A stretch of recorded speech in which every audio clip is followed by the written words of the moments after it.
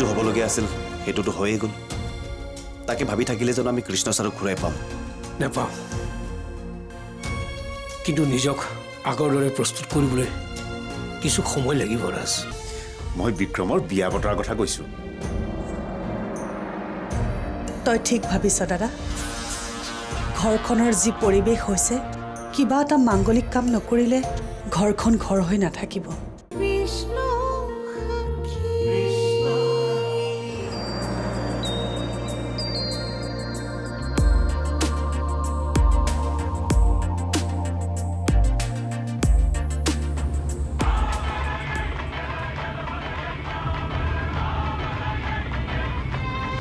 Hello' hello', তুমি আহি আছানে? অঁ মই গৈ আছোঁ অন দ্য ৱে।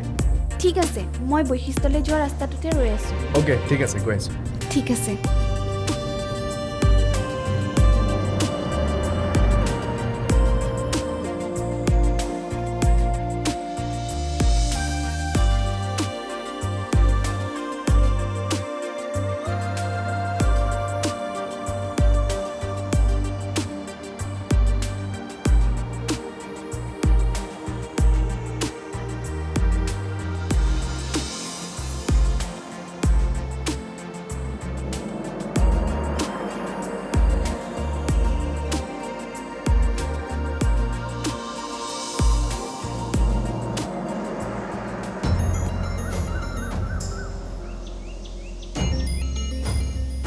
মই ঘৰলৈ যামগৈ, ইয়াত আৰু মই নাথাকোঁ।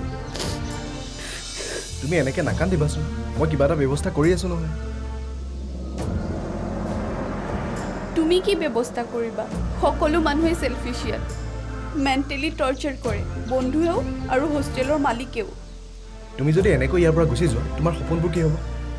তুমি জানো ডাক্তৰ হ'ব নোখোজা? বাদ দিলোঁ সেইবোৰ সপোন। এনেকৈ আৰু মৰি মৰি জীয়াই থাকিব নোৱাৰি। যদি সপোনবোৰ পূৰা কৰিবলৈ এইবোৰ সহ্য কৰিব লগা হয়, তাতকৈ সপোনবোৰ বিসৰ্জন দিয়াই ভাল।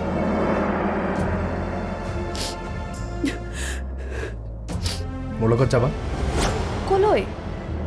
মোৰ ঘৰলৈ। কি বুলি?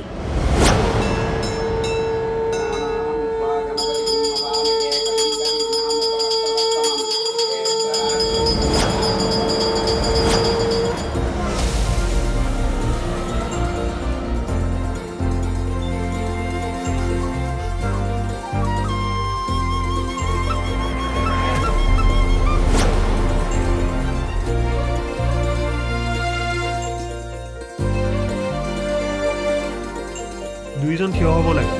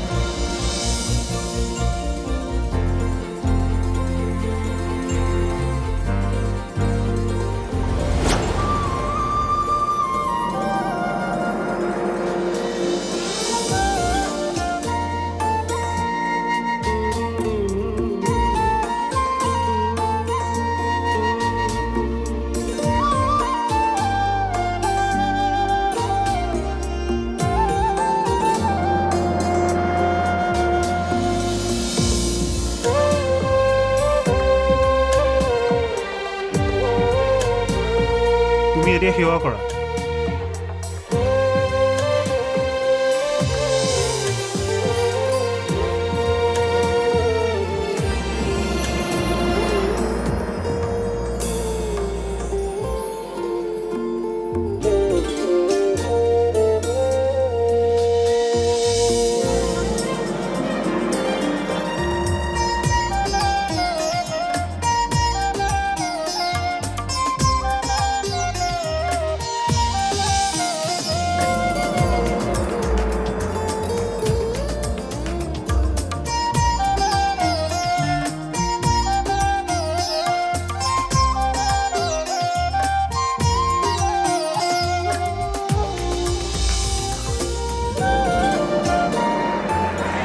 সেইবোৰ পিছৰ কথা।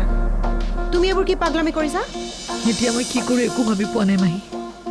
এনেকৈ থাকিলে মই পাগলীও হৈ যাম। মই পুলিচক সকলোবোৰ কথা কৈ দিওঁগৈ মাহী। কি বুলি ক'বা? মই আৰু ৰক্তিমে তোমাক কিলাৰৰ লগত লগ লগাই দিছোঁ। মই তেনেকৈ কেতিয়া ক'লোঁ? নহ'লে পুলিচৰ ওচৰলৈ গৈ তুমি কি ক'বা? শুনা, যিয়ে এই ভিডিঅ'টো কৰিছে তাক আমি চিনি নাপাওঁ।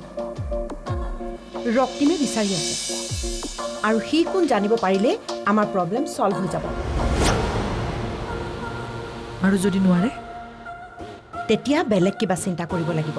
এতিয়া মাত্ৰ তুমি মনে মনে থাকা, কাকো একো নক'বা। মই এতিয়া বহুত অশান্তিত আছোঁ মাহী। কি কৰা সোনকালে কৰা প্লিজ। একো নহয়, তুমি চিন্তা নকৰিবা। কিন্তু এটা কথা, পুলিচে কিন্তু তোমাক কিবা সুধিব পাৰে। মোক আকৌ কেলৈ সুধিব? মই ভাবিছোঁহে, সেই পুলিচক ভিডিঅ'টো দিবও পাৰে। কিন্তু ভিডিঅ'টোত গম পাই মাথো তুমি কাৰোবাক কিবা এটা দিছা। সেইটো কৃষ্ণ বা সাক্ষীক মাৰিবলৈ নহ'বও পাৰে। বেলেগ কিবা বিজনেছৰ কাৰণেতো দিব পাৰা। তুমি মানুহজনক কিলাৰ বুলি নাজানা, বুজিলাতো? বুজিলোঁ। মুঠতে আমি বিপদৰ বাবে প্ৰিপেয়াৰ হৈ থাকিব লাগিব। পুলিচে যদি কিবা সোধে তুমি একো নাজানো বুলি ক'বা। তোমাৰ কিবা বিপদ হয় বুলি মোৰ ভয় হৈছে ৰং। চোৱা, ল'ৰাটোৰ হয়তো মাক, দেউতাক, ভায়েক, ভনীয়েক বহুত কোনোবা থাকিব পাৰে।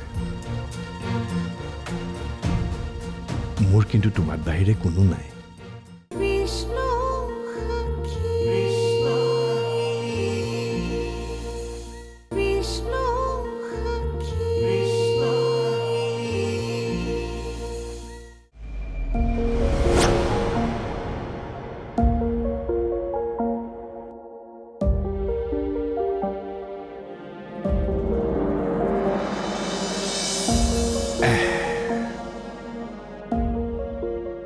লোৱা। থেংক ইউ দেউতা, মই বনাম বুলি ভাবিছিলোঁৱেই। তুমি কোন সময়ত কি বিচৰা মই জানো। 20 বছৰ তোমাক বুজিবলৈ বহুত বেছি সময়। ইউ আৰ বেষ্ট দেউতা। বেষ্ট বুলি কৈছা যেতিয়া কথা এষাৰ কওঁ। কোৱা। আমি পুলিচত তাৰ ইনফৰমেশ্যনটো দিয়া ভাল আছে। চোৱা, তাৰ কোনো ইম্প্ৰুভমেণ্ট মই দেখা নাই। ডাক্তৰ হিচাপে মই ভালদৰে জানো তাৰ মেণ্টেল স্থিতি সিমান ভাল নহয়।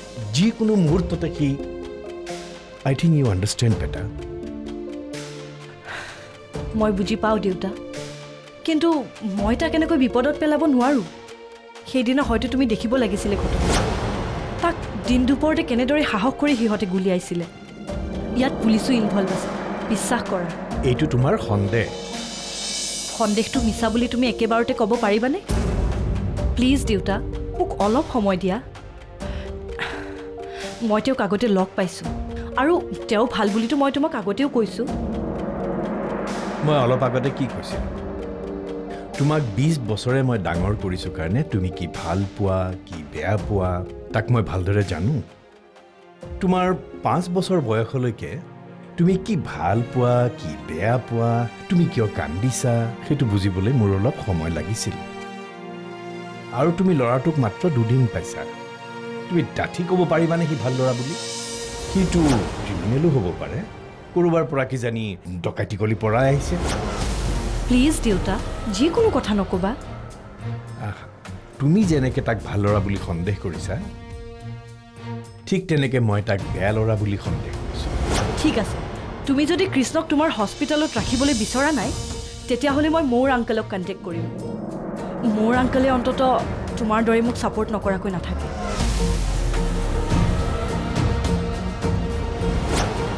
তোমাৰ কিবা বিপদ হয় বুলি মোৰ ভয় হৈছে ৰং। চোৱা,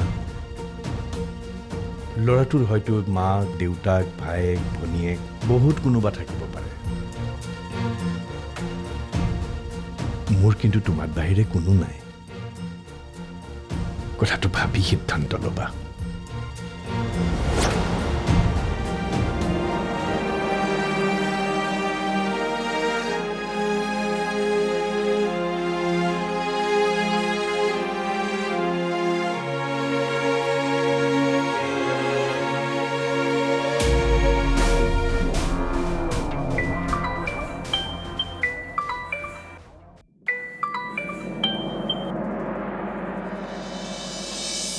অ ভণ্টি ক তই ঘৰ গৈ পালিগৈনে? অঁ পালোহি আৰু শুন তই কিন্তু বিক্ৰমৰ বিয়াৰ কথাটো এৰি নিদিবি গৰমে গৰমে কামটো কৰিব লাগিব মই বুজি পাইছোঁ, কিন্তু ছোৱালী ছোৱালীৰ কাৰণে তই চিন্তা কৰিব নালাগে। এজনী ছোৱালী মই অলৰেডি চাই থৈছোঁ, বাপেকৰ বহুত সম্পত্তি। বিক্ৰমৰ ভৱিষ্যতৰ কাৰণে তই চিন্তা কৰিব নালাগে। তেন্তে দেৰি কৰাৰ প্ৰয়োজনেই নাই। তই কথা পাত, আমি সোনকালে ছোৱালী চাবলৈ যাম। মই অলপ পিছত কথা পাতি আছোঁ ৰ। অঁ হ'ব দে ঠিক আছে। কাৰ ছোৱালী চাবলৈ যোৱাৰ কথা কৈছে খুৰী? আমি বিকিৰ বিয়াৰ কথা ভাবিছোঁ। ঘৰৰ এজন নোহোৱা হ'ল বুলিতো ঘৰৰ বাকীসকল দুখত থাকিব নোৱাৰি। তেওঁৰ ছোৱালী চাবলৈ ময়ো যাম। প্ৰয়োজন নাই।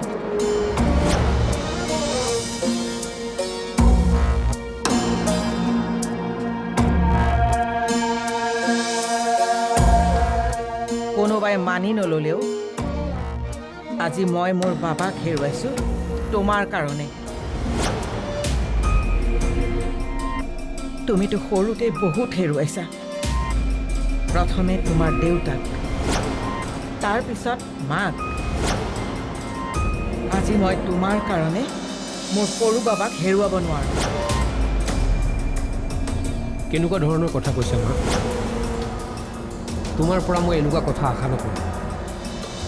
আজি যদি সাক্ষী তোমাৰ নাতি বোৱাৰী নহয় নাতি হ'লহেঁতেন, তেনেহ'লে তুমি সাক্ষীক এনেকৈ কথা ক'লাহেঁতেন নে? ছাৰ ৰাজ আহা, বহা। আহিল সাক্ষীৰ আলহী। তুমি আকৌ ইয়ালৈ কিয় আহিলা? অফিচৰ কাম অফিচতে কৰিব লাগে, ঘৰলৈ নাহিবা। মা, ৰাজক মই মাতিছোঁ। সাক্ষী, তুমি ওলোৱাগৈ যোৱা, ৰাজৰ লগত এঠাইলৈ যাব লাগিব। মই সাক্ষী আকৌ ৰাজৰ লগত ক'লৈ যায়? পিছত ক'ম। মই নাযাওঁ দিয়ক দেউতা। যোৱা, সোনকালে ওলোৱাগৈ। এই সময়ত আকৌ তাইক ক'লৈ পঠিয়াইছ? ছাৰ মই আহোঁ। আজি নালাগে দিয়া, কাইলৈ তুমি সাক্ষীক লৈ যাবা। হ'ব ছাৰ, আইতা আহিছোঁ।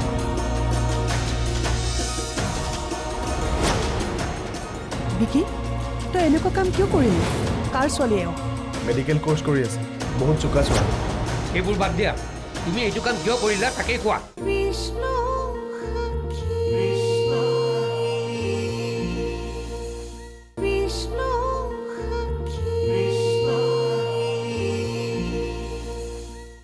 তুমি আমাৰ ঘৰখনৰ সন্মান হানি কৰিবলৈ কিয় লাগিছা? মই ছাৰক কোম্পানীৰ মালিক বুলি নাভাবোঁ, নিজৰ দেউতাৰ দৰে সন্মান কৰোঁ। ছাৰক যিহেতু দেউতা বুলি ভাবোঁ, ছাৰৰ ঘৰখনৰ সন্মানৰ কথাও মই ভাবোঁ। দেউতা বুলি ভাবি আকৌ ঘৰখনত খোপনি পুতিবলৈ লোৱা নাইতো?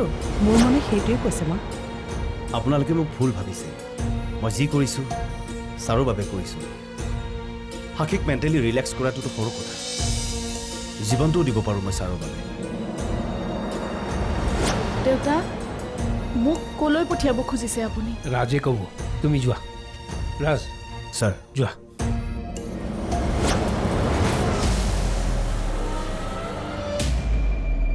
আহা।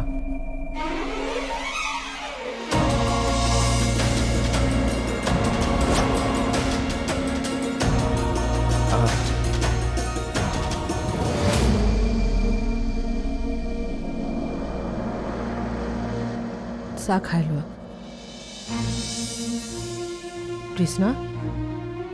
কৃষ্ণৰ ঘটনাটো লৈ মনটো খুব বেয়া লাগি আছে ন?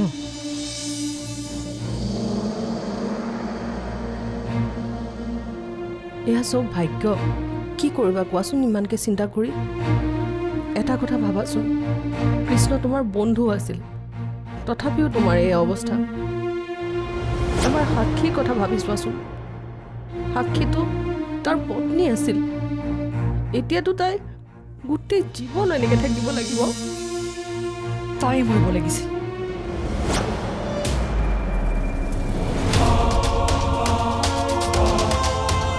বেয়া নাপাবা সুৰভিবা, কৃষ্ণ আচলতে তাইৰ সৰুকালৰ বন্ধু আছিল যে, তাই মনটোত বৰ কষ্ট পাইছে, সেইকাৰণে তাই তেনেকৈ ক'লে। ছাৰ মই আহোঁ। আজি নালাগে দিয়া, কাইলৈ তুমি সাক্ষীক লৈ যাবা। হ'ব ছাৰ, আইতা আহিছে।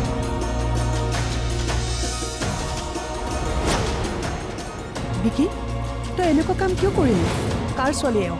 মেডিকেল কোৰ্চ কৰি আছে, বহুত চোকা ছোৱালী। সেইবোৰ বাদ দিয়া, তুমি এইটো কাম কিয় কৰিলা তাকেই কোৱা। বাবাৰ শ্ৰাদ্ধৰ দুদিনো হোৱা নাই আৰু তই এই সময়ত ছোৱালী পলুৱাই আনি ঘৰখনৰ সন্মান কিয় নষ্ট কৰিছ? ঘৰৰ সন্মানতকৈ মই ঘৰৰ মানুহৰ মনৰ সুখৰ কথাত বেছি গুৰুত্ব দিওঁ। দাদা ঢুকাইছে, তাত মই দুখ পাইছোঁ, কিন্তু যোৱাজনটো গ'লেই। এইবুলি তোমালোক সকলোৱে এনেকৈ মন মাৰি থকাটো মই চাই থাকিব নোৱাৰোঁ। সেইকাৰণে হঠাৎ এই সিদ্ধান্তটো লৈ পেলালোঁ। নতুন বোৱাৰী এজনী আহিলে ঘৰখন আকৌ আগৰ দৰে হ'ব, তোমালোকেও হাঁহিব পাৰিবা। সেইকাৰণে কথাটো তই বেয়া ভবা নাই সৰু বাবা, কিন্তু পলুৱাই মই পলুৱাই অনা নাই আইতা, মন্দিৰত বিয়া পাতি আনিছোঁ আৰু এওঁৰ মাক দেউতাককো মই ফোন কৰি কথাটো জনাইছোঁ। ঘৰখনৰ ভালৰ কাৰণে এইটো মই কৰিছোঁ।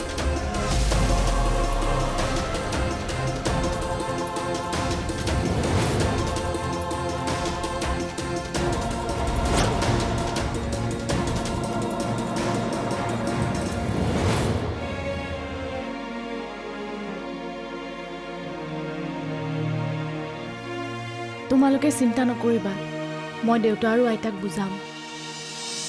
আহা মোৰ লগত। যোৱা। লক্ষী, বৌ। এওঁৰ লাগেজবোৰ আনি দিবা। অঁ।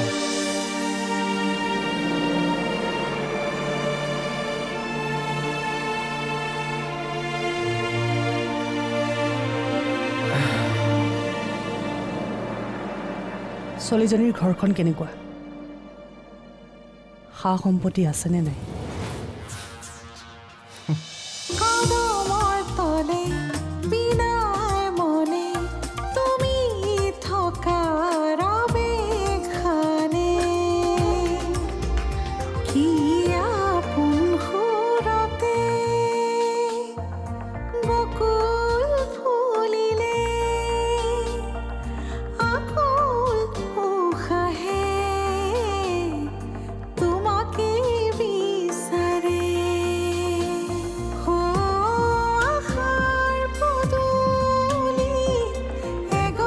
Saki